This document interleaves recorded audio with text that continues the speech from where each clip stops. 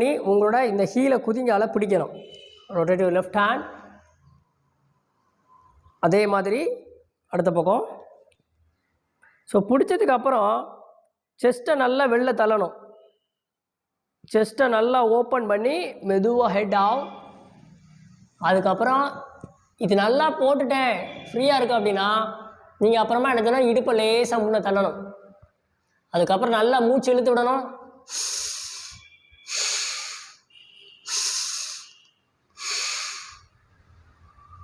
Okay.